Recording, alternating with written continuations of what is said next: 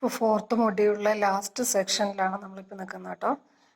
അപ്പോൾ ഈ ലാസ്റ്റ് സെക്ഷനിൽ പറയണത് എന്താ വെച്ച് കഴിഞ്ഞാൽ തൊട്ട് മുൻപുള്ള സെക്ഷൻസിലെല്ലാം നമ്മൾ പഠിച്ചിട്ടുള്ള എന്തായിരുന്നു? റിങ്, ഇൻ്റഗ്രൽ ഡൊമെയിൻ, ഫീൽഡ് അല്ലേ, അങ്ങനെയുള്ള കുറച്ച് കാര്യങ്ങളെല്ലാം പഠിച്ചു. നമ്മൾ ഇനി ഈ സെക്ഷനിൽ ചെയ്യാൻ പോകുന്നത് എന്താ വെച്ച് കഴിഞ്ഞാൽ ഒരു ഇൻ്റഗ്രൽ ഡൊമെയിൻ കിട്ടിക്കഴിഞ്ഞ് കഴിഞ്ഞാൽ എന്താണ് ഇൻ്റഗ്രൽ ഡൊമെയിൻ എന്ന് പറഞ്ഞു കഴിഞ്ഞാൽ commutative ring with unity without zero devices അല്ലേ. അപ്പോൾ ഇവിടെ നമ്മൾ ഡിസ്കസ് ചെയ്യാൻ പോകുന്നത് എന്താ വെച്ച് കഴിഞ്ഞാൽ ഒരു ഇൻ്റഗ്രൽ ഡൊമെയിൻ കിട്ടിക്കഴിഞ്ഞാൽ നേരത്തെ ഉള്ള വീഡിയോസിൽ പറഞ്ഞിരുന്നു എല്ലാ ഫീൽഡും ഇൻ്റഗ്രൽ ഡൊമെയിനാണ്. പക്ഷേ ഇൻ്റഗ്രൽ ഡൊമെയിൻസ് ഫീൽഡ് ആവണം നിർബന്ധമില്ല. ഫൈനൈറ്റ് ഇൻ്റഗ്രൽ ഡൊമെയിൻസ് ഫീൽഡ് ആണെന്നുള്ള കാര്യങ്ങളെല്ലാം നമ്മൾ ഡിറൈവ് ചെയ്തിട്ടുള്ള കാര്യങ്ങളാണ് അല്ലേ. അപ്പോൾ ഇവിടെ നമ്മൾ പറയാൻ പോകുന്നത് പുതിയൊരു ഐഡിയ ആണ്, field of quotients of an integral domain. പേര് കേട്ടി പേടിക്കൊന്നും വേണ്ട. അപ്പോൾ ഇവിടെ എന്താ പറയണ വെച്ച് കഴിഞ്ഞാൽ ഒരു ഇൻ്റഗ്രൽ ഡൊമെയിൻ കിട്ടിക്കഴിഞ്ഞ് കഴിഞ്ഞാൽ അതിനെ കണ്ടെയ്ൻ ചെയ്യുന്ന അല്ലെങ്കിൽ അതിനെ എൻലാർജ് ചെയ്തിട്ട് നമ്മൾക്ക് ഒരു ഫീൽഡിലോട്ട് എത്താൻ പറ്റും. അതായത് ഒരു ഇൻ്റഗ്രൽ ഡൊമെയിനെ കണ്ടെയ്ൻ ചെയ്യുന്ന ഏറ്റവും ചെറിയ ഫീൽഡിനെ പറയുന്ന പേരാണ് ഫീൽഡ് ഓഫ് കോഷ്യൻസ്. അപ്പോൾ ഇൻ്റഗ്രൽ ഡൊമെയിൻ എന്ന് പറഞ്ഞു കഴിഞ്ഞാൽ ഞാൻ പറഞ്ഞു commutative ring with unity without zero divisors. അത് ഫീൽഡ് ആവാൻ പിന്നെ എന്ത് കണ്ടീഷനാണ് വേണ്ടത്? Every non zero element has A multiplicative inverse എന്നുള്ളതും കൂടെ വേണം. അപ്പോൾ നിങ്ങൾ four example you just take the ring the integral domain set. ഇവിടെ എന്താ സംഭവിക്കുന്നത്? Set is A commutative ring with unity without zero divisors ആണ് അല്ലേ. പക്ഷേ it is not a field, it is an integral domain. So why our set is not a field? Because in set the only units are units, multiplicative inverse exist ചെയ്യുന്ന elements എന്ന് പറയുന്നത് +or-1 മാത്രമേ ഉള്ളൂ. അപ്പോൾ അതിൽ സെഡിൽ ഏതൊരു non zero element എടുത്തു കഴിഞ്ഞാലും അതിന് മൾട്ടിപ്ലിക്കേറ്റീവ് ഇൻവേഴ്സ് എക്സിസ്റ്റ് ചെയ്യുകയാണെങ്കിൽ we can say that our set is a field. അപ്പോൾ നോക്കൂ, ഞാൻ for example you just take 2. What is the multiplicative inverse of 2? 1/2. You know that the multiplicative identity in Z is 1. So if we take an element 2, the multiplicative inverse of this element is 1/2. So you just include this element. അപ്പോൾ ഈ സെഡിനോട് കൂടെ 1/2 ചേർക്കുന്നു. ഇനി 3 എടുക്കുക, 1/3 ചേർക്കുക അല്ലേ. അപ്പോൾ 2ഉം 1/3 2/3 closed ആയിരിക്കണ്ടേ field ആവണമെങ്കിൽ. അപ്പം അങ്ങനെയുള്ള ഇതെല്ലാം കൂടെ ചേർത്തിട്ട് നമുക്ക് എന്ത് ചെയ്യാം? ഈ സെഡിനെ ഒരു ഫീൽഡിലോട്ട്, ഈ ഇൻ്റഗ്രൽ ഡൊമെയിനെ ഒരു ഫീൽഡിലോട്ട് നമുക്ക് എക്സ്റ്റെൻഡ് ചെയ്യാം. അതായത് ഇത് ഇങ്ങനെ എക്സ്റ്റെൻഡ് ചെയ്യുന്ന ഏറ്റവും ചെറിയ ഫീൽഡ് അല്ലെങ്കിൽ ഈ ഇൻ്റഗ്രൽ ഡൊമെയിനെ കണ്ടെയ്ൻ ചെയ്തിരിക്കുന്ന സെഡ് എന്ന് പറയുന്ന ഇൻ്റഗ്രൽ ഡൊമെയിനെ കണ്ടെയ്ൻ ചെയ്യുന്ന ഏറ്റവും ചെറിയ ഫീൽഡ് ആരാ? ക്യൂ എങ്ങനെ കിട്ടിയത്? നമ്മൾ ഇതുപോലുള്ള എലമെൻസുകൾ സെഡിനോട് കൂടെ ചേർത്ത് കൊണ്ടുപോയിട്ടാണ് അല്ലേ. അപ്പോൾ ക്യൂവിൽ ഏതൊരു എലമെൻറ്റ് എടുത്തു കഴിഞ്ഞാലും we can write that element as A quotient of 2 elements in set with the denominator not equal to 0. Okay. Every element in Q can be written as the quotient of 2 integers. Okay, so Q is the smallest field containing set. So the field of quotient of set is Q. The field of quotient of set is Q. Field of quotient of an integral domain means it is the smallest field containing that integral domain. Smallest field containing that integral domain is the corresponding field of quotient of that integral domain.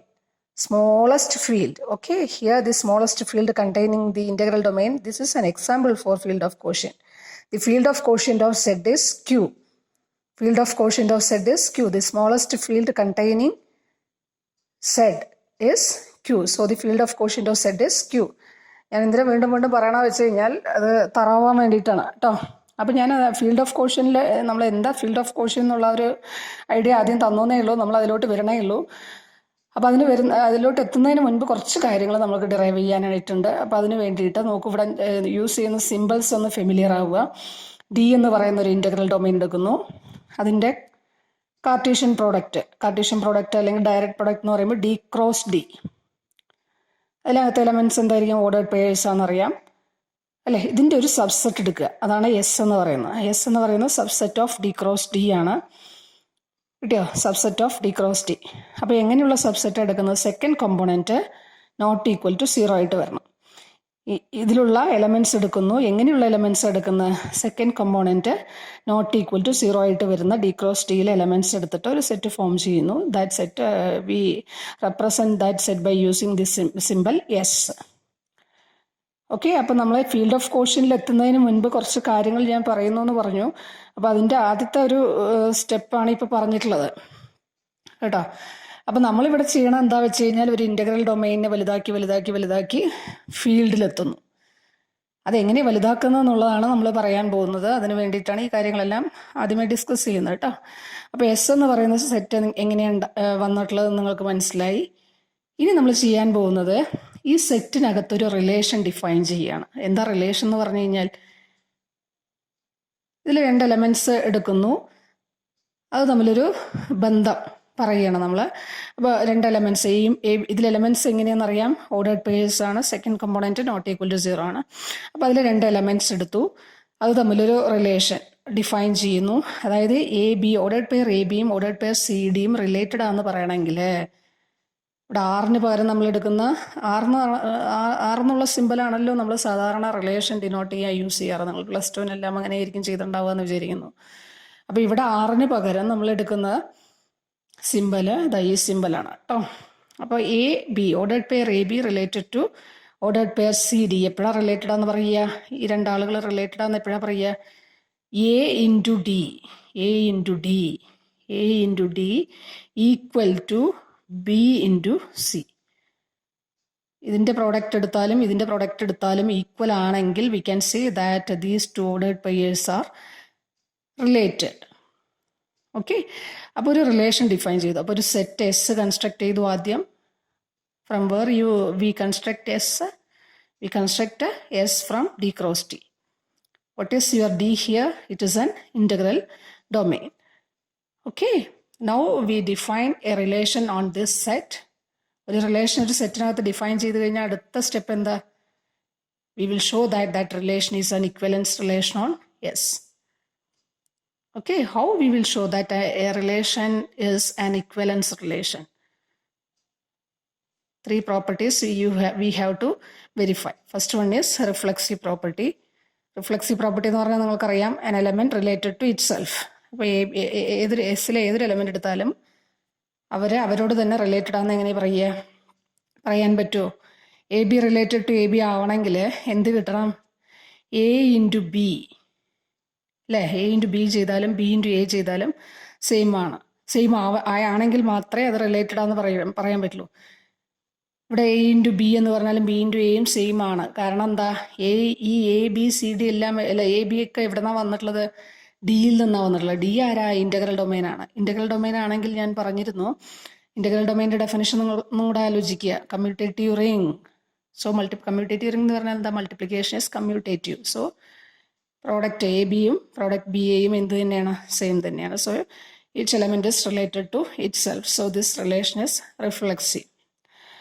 Okay, now we are moving to prove the second property to verify whether your given relation is an equivalence relation, that is symmetric property.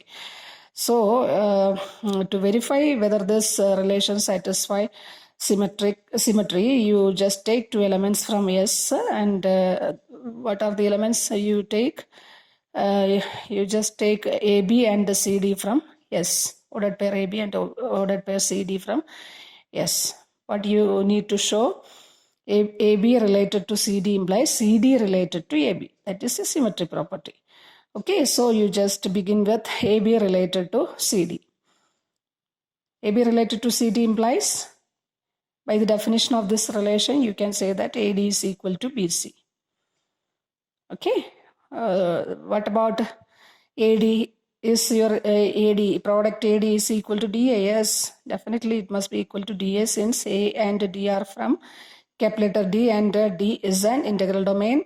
Multiplication is commutative, so AD equal to DA. You can write AD as DA.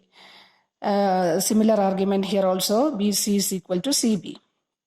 Okay, so what you obtained, CB is equal to DA. CB is equal to DA. CB is equal to DA implies what? Relation to definition. CD related to AB. So symmetry also. What is the remaining property you need to show? Transitivity. Okay, for verifying transitive property, you just take 3 elements from this set. Yes, A, B, C, D, E, F. Okay, AB related to CD and CD related to EF. What you need to share? You need to show AB related to EF. So to prove AB related to EF, you just apply the definition of AB related to CD and CD related to EF. When will we can say that AB related to CD? AD equal to BC ആവുന്ന സമയത്ത്. അതുപോലെ ഇതോ CF is equal to DE ആവുന്ന സമയത്ത്. ഇനി നമ്മൾ ചെയ്യാൻ പോകുന്നത്, നമ്മൾക്ക് പ്രൂവ് ചെയ്യേണ്ട എന്താണെന്ന് കിട്ടിയല്ലോ, AB related to EF. Okay, അപ്പോൾ നോക്കൂ, ഇത് ഒരു ടെക്നിക്ക്, നിങ്ങളത് ആലോചിച്ച് വെക്കണം കേട്ടോ. എക്സാമിന് ഇവിടെയാണ് നമ്മൾക്ക് കിട്ടാതെ വരിക. ഇനി നോക്കൂ, AF D, ഈ ABCD EF എല്ലാം എവിടുത്തെ എലമെൻ്റ്? ഡിയിലെ എലമെൻറ്റ്സ് ആണ് അല്ലേ. അപ്പം ഞാൻ ഈ പ്രോഡക്റ്റ് എടുത്തു, AFD കിട്ടിയോ? AFD എന്ന് പറയുന്ന എലമെൻ്റ് എവിടുത്തെ എലമെൻ്റാണ്? ഡിയിലെ എലമെൻ്റാണ്. AFDയെ നമ്മൾക്ക് എങ്ങനെ എഴുതാം? ഡിയിലെ എലമെൻറ്റ്സ് എന്ന് പറഞ്ഞാൽ എന്താ? ഡി കമ്മ്യൂട്ടേറ്റീവ് റിംഗ് ആണ്. അപ്പോൾ എങ്ങനെ വേണമെങ്കിലും നമുക്ക് എഴുതാം അതിനല്ലേ. AFനെ നമുക്ക് എങ്ങനെ എഴുതി? FA എന്ന് എഴുതി. അപ്പോൾ FAD കിട്ടി. ഇനി AD എന്താണെന്നറിയാം? BC ആണ്. ഇതിന് വേണ്ടിയിട്ട് ഇവിടുന്ന് ബിഗിൻ ചെയ്ത് കേട്ടോ. ADക്ക് പകരം BC കൊടുത്തു. കിട്ടിയോ? ഇനി എന്ത് ചെയ്തു? കമ്മ്യൂട്ടേറ്റിവിറ്റി ഒക്കെ അപ്ലൈ ചെയ്തു. BC, F ഇൻറ്റു BCയെ നമുക്ക് എങ്ങനെ എഴുതാം? BC ഇൻറ്റു F എന്ന് എഴുതാം. ഓക്കെ, ഇനി എന്ത് ചെയ്യാം? CF ഇവിടെ ഉണ്ടല്ലേ. CFന് പകരം എന്ത് കൊടുക്കാം? DE കൊടുത്തു. കിട്ടിയോ? ഇനി ഡിക്ക് പകരം എന്ത് ചെയ്യാം? B ഇൻറ്റു DEനെ എങ്ങനെ എഴുതാം? B into D into E. നമുക്ക് എങ്ങനെ എഴുതാം? B into E into D എന്ന് എഴുതാം. കിട്ടിയോ? അപ്പോൾ AFD is equal to BED എന്ന് കിട്ടി. ഇതിൻ്റെ മീനിങ് എന്താ? ഇനി ഇതൊന്നും നമുക്ക് എന്ത് കിട്ടണം? നമുക്ക് കിട്ടേണ്ടത് ഇതാണ്, ordered pair AB related to EF. അപ്പം ഇവിടെ നമുക്കൊരു റിലേഷൻ കിട്ടിയിട്ടുണ്ട്. ഒരു റിലേഷൻ മീൻസ് ഒരു എക്സ്പ്രഷൻ നമുക്ക് കിട്ടിയിട്ടുണ്ട്. AFD is equal to BED എന്ന് കിട്ടിയിട്ടുണ്ട് അല്ലേ. ഇതെല്ലാം ഇവിടുത്തെ എലമെൻ്റാണെന്ന് ഞാൻ പറഞ്ഞ ക്യാപിറ്റൽ ഡിയിലെ എലമെൻ്റ് ആണ്. ക്യാപിറ്റൽ D ആരാ? ഇൻ്റഗ്രൽ ഡൊമെയിൻ ആണ്. ഇൻ്റഗ്രൽ ഡൊമെയിൻ ആണെങ്കിൽ അതിൻ്റെ മീനിങ് എന്താ? Commutative ring with unity without zero divisors ആണ്. സീറോ ഡിവൈസർ ഇല്ലാത്ത റിങ്ങുകൾ ക്യാൻസലേഷൻ ലോ, നമ്മളൊരു തിയറം പ്രൂവ് ചെയ്തിരുന്നു, ക്യാൻസലേഷൻ ലോ ഹോൾഡ് ചെയ്യും അല്ലേ. അപ്പോൾ ഇവിടെ cancellation law, right cancellation law apply ചെയ്യുക. റൈറ്റ് ക്യാൻസലേഷൻ ലോ അപ്ലൈ ചെയ്യുന്ന സമയത്ത് എന്ത് കിട്ടും? AF is equal to B. AF is equal to B എന്ന് പറഞ്ഞ by the definition of the relation we can say that ordered pair AB is, okay, there is a correction. Ordered pair AB related to, okay, this is one correction. Ordered pair AB is related to ordered pair EF. Okay, so you please correct this while when you are writing your complete your notebook. You just make this correction. Okay, so this is so your relation satisfies reflexivity, symmetry and transitivity, so it is an equivalence relation on the set S. So what is the property of an equivalence relation? ഒരു സെറ്റിനകത്ത് ഒരു ഇക്വലൻസ് relation define ചെയ്ത് കഴിഞ്ഞാൽ ആ ഇക്വലൻസ് relation എന്ത് ചെയ്യും? ആ സെറ്റിനെ partition ചെയ്യും അല്ലേ. ഇവിടെ S ആണ് നിങ്ങളുടെ സെറ്റ്, അതിനെന്ത് ചെയ്യും? പാർട്ടീഷൻ ചെയ്യും അല്ലേ. ഓരോ ക്ലാസ്സുകളായിട്ട് പാർട്ടീഷൻ ചെയ്യും അല്ലേ. ഈ ഓരോ ക്ലാസ്സുകളെ എന്താ പറയുക? Equivalence classes. ഇത് ഓരോന്നും ഡിസ്ജോയിൻ്റ് ആയിരിക്കും. അതിൻ്റെ യൂണിയൻ എടുത്തു കഴിഞ്ഞാൽ ഹോൾ സെറ്റും കിട്ടണം. കിട്ടിയോ? അപ്പോൾ ഇവിടെ നമ്മൾ എന്ത് ചെയ്യുന്നു? നമ്മൾക്ക് ഈ ഡിഫൈൻ ചെയ്തിട്ടുള്ള റിലേഷൻ എന്ന് പറയുന്നത് it is an ഇക്വലൻസ് relation on the set. ഏത് സെറ്റിനകത്താണ് നമ്മൾ ഡിഫൈൻ ചെയ്തത്? ഈ relation എസിനകത്ത്. So it is an equivalence relation on S, and that equivalence relation partition this set S into equivalence classes. Equivalence classes എന്ന് പറഞ്ഞാൽ എന്താ? നിങ്ങൾ എസ്സിൽ എലമെന്റ്സ് അറിയാം അല്ലേ?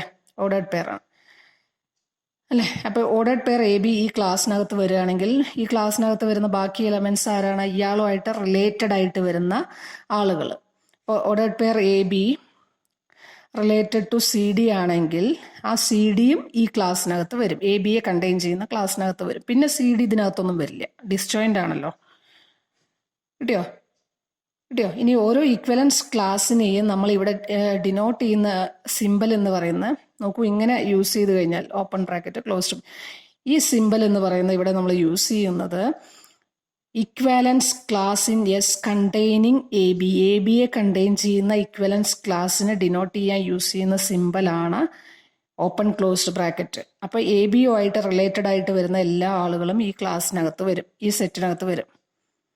കിട്ടിയോ? ഇതൊരു സബ്സെറ്റ് ഓഫ് എസ് ആണ്.